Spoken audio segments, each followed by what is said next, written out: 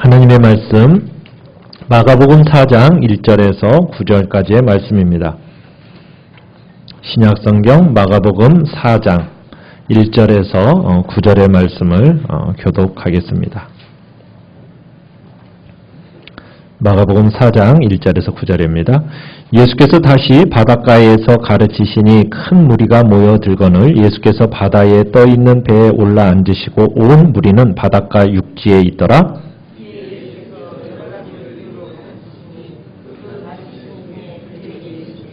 들으라, 씨를 뿌리는 자가 뿌리러 나가서 더러는 흙이 얕은 돌밭에 떨어짐에 흙이 깊지 아니하므로 곧 싹이 나오나 더러는 가시떨기에 떨어짐에 가시가 자라 기운을 막음으로 결실하지 못하였고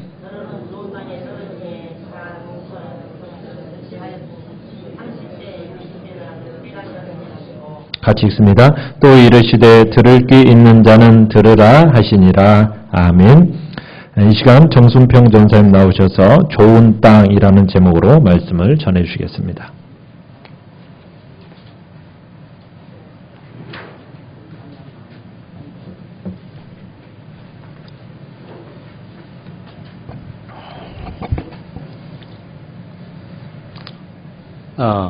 두 번째인데요. 제가 이실직고를 하나 하겠습니다. 수요 예배는 연세가 좀 되신 분들이 더러 참석하고 계신 것으로 알고 제가 설교를 좀 쉽게 하려는데 이렇게 중점을 뒀어요. 그런데 제가 몇 차례 수요 예배를 드리면서 깜짝 놀랐습니다. 연세가 지긋하신 우리 권사님, 집사님들이 예배 시간 최소 30분 전에 오셔서 오늘 이 본문, 설교 본문을 말씀을 이렇게 읽고 계시더란 말이죠. 더불어 이 설교에 집중하시는 태도가 어떻게 주무시는 분이 한 분이 안 계세요. 눈 감고 계신 분만 제가 몇 분 뵀는데 그래서 제가 오늘 설교는 쉽게 하려는 부담감 없애고 잘 준비했습니다. 어쨌든 이전에 그 결례를 사죄 드리는 바입니다. 오늘 본문을 이해하기 위해서는요, 성경 전체는 물론이거니와 최소 마가복음 4장 전체를 다 이해해야 해요. 그래야만 지역적인 해석이 나오지가 않습니다. 옥토 같은 마음밭이 되어야 해. 그런 해석이요.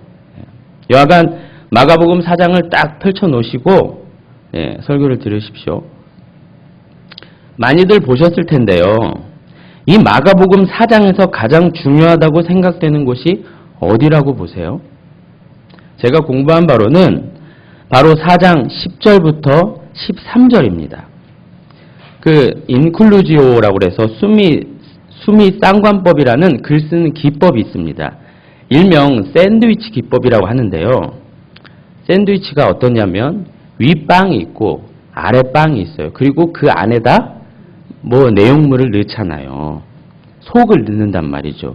이 속을 뭘로 하느냐에 따라서 그 샌드위치 이름이 결정돼요.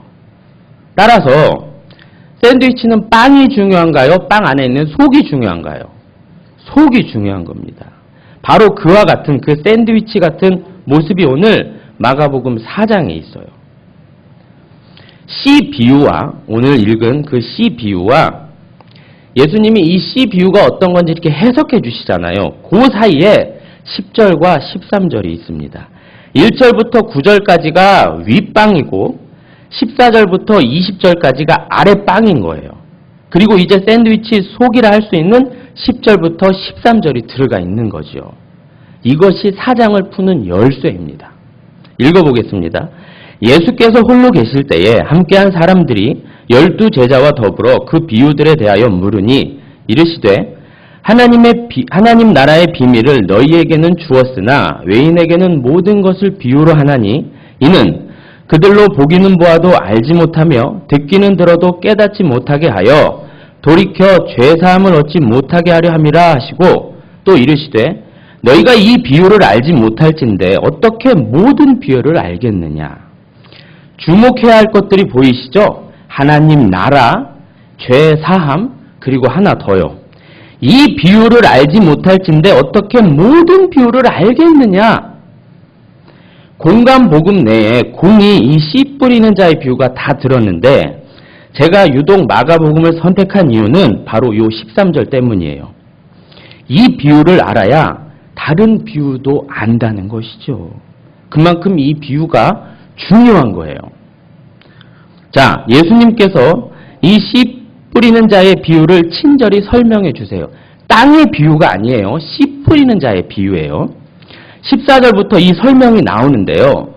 뿌리는 자가, 뿌리는 것은 말씀이라고 합니다. 예. 그런데 단순하게 말씀이라고만 하세요. 어떤 말씀이라고 안 하고 그냥 말씀이라고만 하세요. 그냥 말씀이지 뭐야 그러면 안 돼요. 좋은 게 좋은 거라는 식으로 성경을 해석하면 안 되는 거잖아요. 대충 그냥 적당히 이해하고 넘어가면 안 되는 거예요. 정확하게 그 말씀이 무슨 말씀이냐 고민해 봤어요. 연구해 봤습니다. 마태복음 13장에도 이 씨 뿌리는 자의 비유가 나오거든요.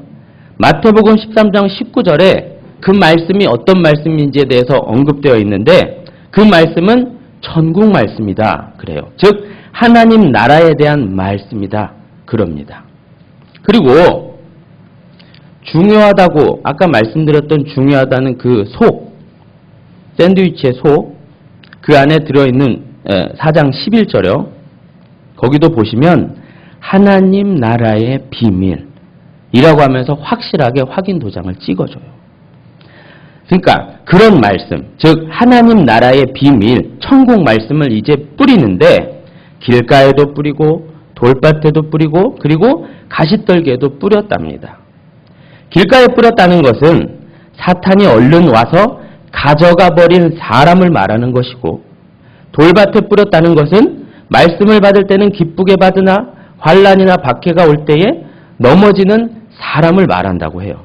그리고 가시밭에, 가시떨기에 뿌렸다는 것은 세상의 염려와 재물의 유혹과 기타 욕심이 들어와 결실하지 못하게 되는 자다. 그러십니다. 마지막에 좋은 땅에 뿌려졌다는 것은 말씀을 듣고 받아 30배, 60배, 100배 결실을 하는 자다. 그러니까 땅은 곧 사람을 의미한대요. 좌우간 이렇게 네 종류의 땅이 등장하지만 실질적으로는요. 몇 땅이 등장하는 걸까요? 두 땅이 등장하는 셈입니다. 결실하지 못하는 땅과 결실하는 땅이요. 자, 이와 같은 내용의 본문을 들어 혹자들은 우리 마음밭을 기경하여 뭘로 만들자고요? 옥토로 만들자. 좋은 땅으로 만들자. 그래서 하나님의 말씀을 잘 듣고 100배, 1000배, 10,000배로 결실하십시다. 라고 외치기도 하는데요. 문제는요. 땅은 자기 스스로 옥토, 좋은 땅으로 만들 수 없다는 데 있어요. 땅은 자기 스스로 기경되지 않아요. 자, 여기까지 하고요. 지금 본문에서 예수님은 본격적으로 천국 복음, 하나님 나라의 그 복음을 선포하시는 중에 있어요. 예수님은 아시다시피 다른 것 하러 오신 것이 아닙니다. 예수님이 오신 목적은 곧 성경의 대주제와 일맥상통하는데요. 성경의 대주제가 아시다시피 하나님 나라잖아요. 하나님 나라. 이 하나님 나라 안에 우리의 구원도 포함되어 있는 거고요. 그러니까 예수님은 바로 이 어마무시한 하나님 나라를 선포하러 오신 것이며 그 나라를 이루려고 오신 것이에요. 이 하나님 나라에 관한 말씀, 우리의 구원이 담긴 이 하나님 나라, 그 말씀을 듣는 자들, 받는 자들을 땅에 비유하신 겁니다. 잘 듣고 답해 보세요. 마음속으로. 여러분, 우리가 하나님 나라의 비밀, 즉 우리의 구원의 말씀을 받을 때에 우리가 우리의 마음의 밭을 이렇게 잘 가꾸고 마치 옥토처럼 만들어서 이렇게 받은 것이죠. 이미 우리가 그 구원받을 자세를 갖추고 네, 주님 말씀하십시오 하고 받은 것이죠. 죄인인 전적 타락하여 부패한, 즉 눈뜬 장님이 된 우리가 구세주 예수님을 한눈에 척하니 알아보고 딱 믿고 그런 것이죠? 아니잖아요. 아니잖아요. 그러니까 말하고자 하는 건 뭐냐면 모든 인간은요, 모든 인간의 상태는 마치 길가요, 돌밭이요, 가시떨기가 아주 무성하게 자라나 도저히 씨가 뿌리를 내릴 수 없는 그런 밭과 같다는 거예요. 그게 성경 전체가 말하고 있는 것이기도 하고요. 타락하여 죄인인 인간은 오늘 12절에 언급하고 있는 것처럼 보기는 보아도 알지 못하며 듣기는 들어도 깨닫지 못하는 거예요. 9절에도 있듯이 귀는 있지만 들을 귀는, 영적인 그것을 들을 귀는 없는 자들이라는 것이죠. 이게 모든 인간의 상태잖아요. 그 어떤 누가 알고 구원을 받냐고요. 그 어떤 누가 예수님을 알고 그분을 믿냐고요. 그럼 어떻게 해야 됩니까? 아니, 그것보다 우리는 어떻게 듣게 되고 이렇게 보게 돼요. 여러분, 이번 주일 설교 말씀처럼 보이지 않는 하나님을 보이는 것처럼 믿지요? 어떻게 그 하나님 나라를 꿈꾸며 살게 되는 거냐고요. 바로 12절 하반부 말씀처럼 돌이켜 죄사함을 얻어서입니다. 오늘도 핵심은 여전히 그리스도로 말미암는 죄사함에 있습니다. 예수님으로 말미암는 죄사함이 없으면 아무것도 아니라는 것이죠. 그리스도로 말미암는 그 은혜, 그 공로, 그거 없이는 안 된다는 게 포인트예요. 성경은요, 유기적으로 엮여 있습니다. 그래서 하나의 개념을 쭉 잡아당기면 다른 것들이 같이 따라와요. 예를 들어 이런 것이에요. 여러분, 우리의 구원을 아까도 말씀드렸지만 달리 표현하면 뭐가 될까요? 하나님 나라의 입성, 천국에 간다라고 해도 되겠죠. 또 다른 말로는요, 하나님의 자녀가 되었다는 입양이라고도 바꿔 쓸 수 있습니다. 또 다른 말은 중생했다, 거듭났다, 새롭게 태어났다라고도 할 수 있는 것이고요. 칭의, 하나님께서 나를 의롭다 하신 것, 인정하신 것이라고도 할 수 있는 겁니다. 연결된 개념이죠. 즉 예수님으로 말미암아 죄사함이 되어야 돌이켜 하나님께 돌아오는 것이고 들을 귀가 생기는 것이며 하나님 나라의 비밀을 알게 된다는 것이에요.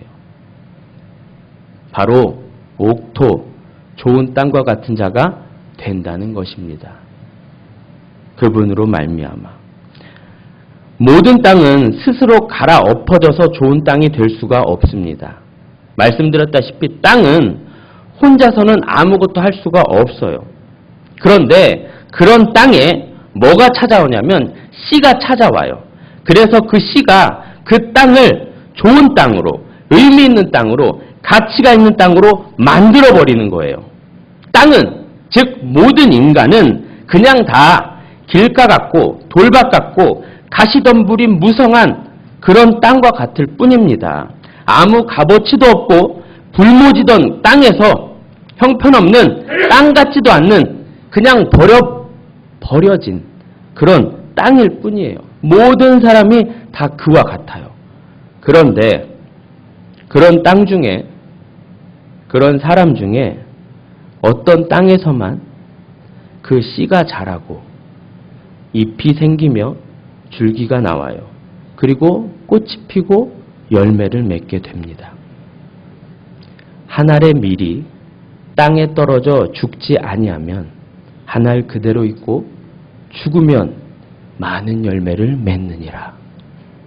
네, 우리 주님의 죽으심으로, 우리 주님의 죽어주심으로 그 아무런 가치도 없는 땅들이 옥토, 좋은 땅이 되었습니다. 그래서 우리 마음에는 하나님 나라가 자라나고 있고 우리는 그곳을 소망하며 그곳을 위해 살아가게 되는 것입니다.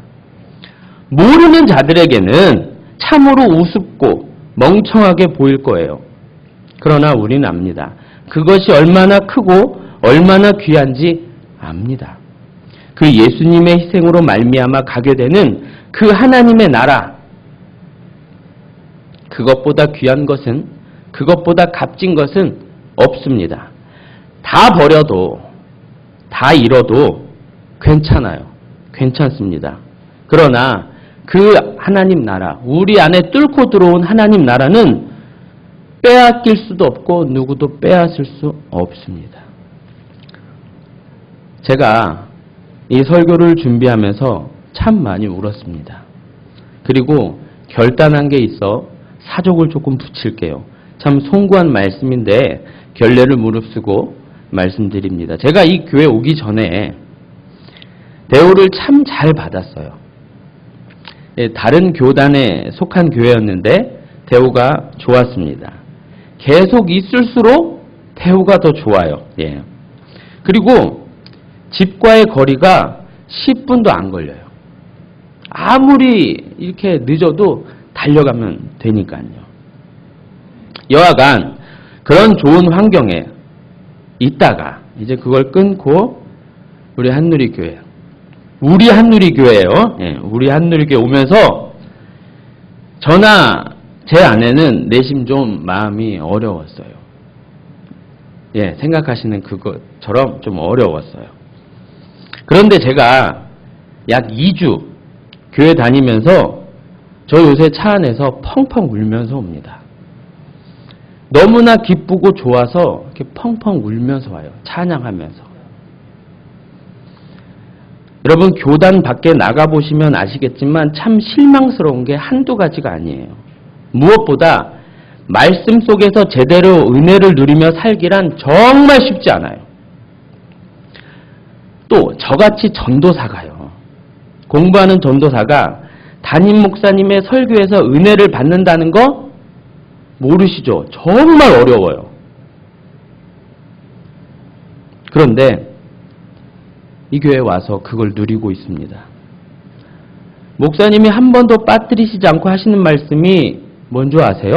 바로 하나님 나라입니다. 그거 아세요?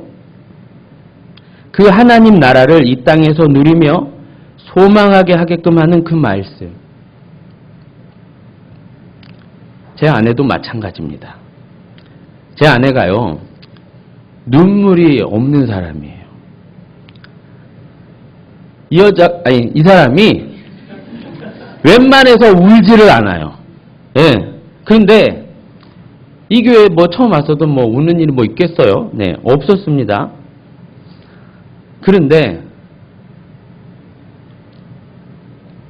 은혜를 받으면서 이 사람 안에 말씀이 들어가면서요, 그 보이지 않았던 눈물이 보이더라고요. 제가 참 기가 막혀서요. 네. 그러면서 뭐라고 간증하는 줄 아십니까? 이제 사는 것 같대요. 이제 숨이 좀 이렇게 트이는 것 같아요. 그래서 이제 주일이 기다려지고 설교가 기다려진대요. 결단이 뭐냐면요, 저나 제 아내는 절대 거리나 살해 가지고 이제 불평하지 않는다는 거예요. 서로 약속했어요. 살해? 안 받아도 좋아요. 예. 날마다 하나님 나라가 선포되고 우리 주님이 이렇게 찬양되어지면 저는 그걸로 족합니다. 그거 말고 뭘 더 바라겠습니까? 어차피 썩어질 인생인데요. 또 육체적으로 제가 좀 피곤하지만 저는 진짜 행복해요. 교회 오는 게 이렇게 행복한지 참. 예. 저 혼자 이렇게 차에서 오면서도 항상 제 차는 부흥회가 돼요. 찬양 크게 틀어놓고 저 혼자 울고 북치고 장구치고 이렇게 해요. 자, 이렇게 우리는 그리스도로 말미암아 하나님 나라를 소유한 자들, 무엇보다 기쁘고 행복해야 되는 그런 자들이란 말이에요. 행복하세요? 행복하셔야 합니다. 자, 이렇게 좋은 땅, 즉 우리에게 심겨진 하나님 나라는 이제 21절부터 쭉 내려갈 거예요. 등경 위에 있는 등불과도 같다고 합니다. 드러난다는 거예요. 등불은 드러나게 하려고 켜는 거잖아요. 숨기는 데 목적이 있는 게 아니라 드러나게 한다는 데 목적이 있다는 거예요. 이게 21절부터 25절의 줄거리고요. 그리고 이 하나님 나라라는 씨는 과정이, 우리 안에서 어떤 과정이 있다는 거예요. 점차로 더 확실하고 분명하며 성숙하게 자라난다는 것이죠. 그래서 처음에는 겨자씨 같다는 거예요. 그래서 처음에는 우리 그러잖아요. 예수님 믿는 것이 그 하나님 나라라는 것이 별거 아닌 것처럼 느껴지고 여겨지는데 시간이 지나면 또 알면 알수록 그건 정말 어마무시한 것이 된다는 말이죠. 처음에는 그냥 적당히 예수 믿고 그랬는데 어떠세요? 시간이 지나면 지날수록 내가 예수님을 믿는 게 아니라 이 예수께서 나를 장악해 가시는 거잖아요. 이게 26절부터 34절까지의 줄거리입니다. 이어지세요? 그런데 35절부터는 끝절까지는 4장 전체와 어울리지 않는 이야기가 붙어 있는 것 같아요. 그러니까 예수님께서, 그러니까 이 비유를 마치신 예수님과 제자들은 배를 타고 바다를 건너시게 돼요. 비유를 다 마치신 다음에. 그런데 광풍이 몰아칩니다. 견딜 수 없는 그런 풍랑으로 제자들은 이제 혼비백산이 되고 이윽고 주무시던 예수님을 깨웁니다. 깨우면서 죽겠다고, 이 풍랑이 안 보이시냐고, 어찌 주무실 수가 있냐고 난리를 칩니다. 그러자 예수님은 일어나셔서 바람과 바다를 꾸짖으시면서 잠잠하라 하십니다. 그러시면서 하신 말씀, 어찌하여 이렇게 무서워하느냐, 어찌 이리 믿음이 없느냐, 이러세요. 여러분, 이게 무슨 이야기일까요? 마가복음 저자인 마가는 왜 요 얘기를, 뜬금없는 얘기 같은 걸 뒤에 딱 붙여놨을까요? 거두절미하고 우린 늘 우리 스스로 알듯이 영락없이 우리가 그냥 길가요, 돌짝밭이요, 가시떨기 밭 같다는 걸 들켜요. 가끔 좋은 땅과 같을 때도 있지만 그러지 못한 밭일 때가, 마음의 밭일 때가 너무나 많잖아요. 하나님 나라를 소망하며 그 하나님 나라를 이 땅에서 누리고 산다지만 우리 앞에 당면한 많은 광풍, 폭풍과 같은 문제 앞에 여전히 두려워하며 그 세상 일에 일희일비하는 아주 연약한 존재라는 말입니다. 마치 방금 전까지 그 천국의 비밀, 하나님 나라의 비밀을 듣고 알던 제자들이 그 풍랑 하나에 야단 법석을 떨며 무서워하고 두려워하듯이 우리나 그 제자들이나 별로 다를 게 없어요. 좋은 땅이요, 신자인 우리는 늘 이렇게 부족함 투성이라는 말이에요. 우리는 우리를 그 좋은 하나님 나라로 들이시는 예수님을 온전히 믿지 못해요. 늘 의심하고, 늘 괴로워하고, 왠지 모를 걱정과 근심에 둘러싸여 삽니다. 그렇잖아요. 그런 우리가 어떻게 해야 할까요? 오늘 마가복음 4장에서 주님은 좋은 땅인 우리더러, 신자인 우리더러 대체 뭐라고 하시는 말씀일까요? 답은 제자들의 말 속에 있습니다. 마지막 절이죠. 뭐라고 그래요? 그가 누구이기에 바람과 바다도 순종하는가? 네, 바람과 바다도 순종케 하시는 분은 단 한 분, 하나님밖에 없습니다. 그 하나님, 그 주님 바라보라는 것이지요. 좋은 땅인 신자 여러분, 주님을 바라보셔야 합니다. 갈수록 더욱 주님을 바라보셔야 한다니까요. 더욱 주님을 의지하셔야 해요. 아시죠? 그건. 더 가볼게요. 그럼 어떻게 하는 것이 바라보는 것이고 어떻게 하는 것이 의지하는 겁니까? 대체 그 추상적인 말, 의지한다는 것, 바라본다는 것, 그게 뭐예요? 여러분, 무언가를 의지하며 바라본다는 것은 일단 대상이 명확해야 돼요. 그 대상을 알고 이해해야 하는 겁니다. 그 대상이 뭔지도 모른 채 그를 의지하고 바라본다는 것은 말도 안 되는 말이에요. 대상이 뭔지도 모르는데 그 대상이 어떤 존재인지도 모르는데 그를 의지한다. 그건 말이 안 되는 말입니다. 지난주 수요일에 전도를 하러 나갔었습니다. 이 사람 저 사람 만나면서 이제 호떡을 주는데 어떤 권사님인 듯 권사님 같은 권사님 아닌 어르신께서 딱 제 앞에 섰어요. 그러면서 이렇게 말씀하시더라고요. 아유, 나는 부처님 믿는데 이 호떡 자꾸 주면 미안해서 어떡해? 이러시더라고요. 그래서 주지 말까 참 이러다가 미운 사람 호떡 하나 더 주자 이렇게 생각해서 드렸어요. 예수 믿으세요 하고. 근데 제가 그분을 이렇게 돌아서면서 그분이 좀 안타깝더라고요. 왜냐면요, 그분 하신 말씀에 제가 좀 이상했어요. 나는 부처님 믿는데. 여러분, 부처는요 믿는 대상이 아니에요. 아시죠? 부처는 그 믿는 대상이 아니라 부처가 되는 거거든요. 그러니까 부처, 우리가 알고 있는 그 석가모니 그 양반은 그야말로 이렇게 금수저로 태어나서 아주 신감 편하게 호강하며 살다가 이렇게 사는 것이 무슨 의미인가 이렇게 고민을 했어요. 복에 겨워서. 그러다가 보리수 나무 아래서 뭐 해탈을 했는지 뭐 했는지 해가지고 부처가 된 거예요. 그가 부처가 되려고 한 것은 아니지만 어쨌든 그는 세상 것들로부터 자유하고 싶었어요. 그래서 공즉 시색, 색즉 시공. 이 세상은 눈에 보이는 건 공이다, 허다. 어떻게 그래서 아재아재, 바라아재, 바라승아재. 넘어가자, 저기로 넘어가자. 이게 불교 교리예요. 그런데 그런 부처를 믿는다는 건 그 말도 안 되는 모르는 거예요. 부처는 되는 것이지 믿는 것이 아닙니다. 맨날 그 부처한테 이렇게 빌어봐야 그 부처가 뭐 안 줘요. 줄 수가 없다니까요.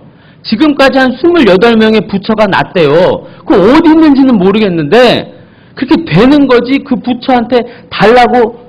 아니 그리고 또 그 부처는 그 비는 거에 싫어서 떠난 사람한테 그걸 달라고 하니 참 말이 안 되죠. 한국의 어느 절간 부처 돌상에는 코가 없대요. 왜 없을까요? 그 코를 문지르면 사내 아이를 낳는다고 그래서 이 사람이 문질러 저 사람이 문질러 어떤 사람은 수저로 파가지고 가서 코가 없대요. 보세요. 웃기는 얘기입니다. 대상을 모르니까 그냥 막 비는 거예요. 부처라는 존재를 모르니까 그냥 막 빌고 자시고 갖다 바치고 쓸데없는 짓을 하는 거예요. 대상에 대해서 이해를 하셔야 돼요. 그 믿는 존재, 우리가 믿는 존재, 믿게 되는 존재, 믿어야 할 그 존재요. 가면 갈수록 더 믿고 의지하고 붙들어야 하는 그 존재, 그분을 더 알아야 된다니까요. 공부를 하고 또 해도 모르겠어요. 깊어서 너무 커서 몰라요. 더 아시고 더 배우시고 더 공부하셔야 되잖아요. 말씀 통해서. 말씀을 맺어야겠는데요. 여러분, 오늘 제목이 좋은 땅입니다. 좋은 땅은 우리 성도를 말하는 거겠죠. 우리 성도는 예수님의 은덕으로 그렇게 좋은 땅이 되어서 그 하나님 나라라는 말씀, 그 씨를 품고 있는 자들입니다. 더불어 하나님께서 그 씨인 그 말씀이 우리 안에서 이렇게 자라나게 하세요. 풍성히. 우리의 연약함과 우리의 부족함, 우리의 믿음 없음을 이해하시면서 우리 안에서 더욱 풍성하게끔 하신다니까요. 이런 은혜를 누리고 있는 우리가 해야 하는 것은 무엇일까요? 바로 그 하나님을 더 알고 이해하며 찬송해야 되는 거예요. 그냥 알 수 없어요. 그냥 이해되어지지 않아요. 우린 로봇이 아니에요. 하나님 그냥 이해시키지 않습니다. 말씀 통해서 서서히 그렇게 이해하기를 원하세요. 그래서 열심히 말씀을 보셔야 하고 열심히 말씀을 들으셔야 합니다. 네, 이 해에도 다른 것 없습니다. 더욱 말씀 안에서 말씀으로 승리하셔야 합니다. 우리 교회 같은 교회 흔하지 않아요. 정말 흔하지 않아요. 정말 좋은 교회 맞습니다. 이 좋은 교회에서 2018년 이 해에도 말씀으로 부흥하시길 소망합니다. 우리 찬양하시면서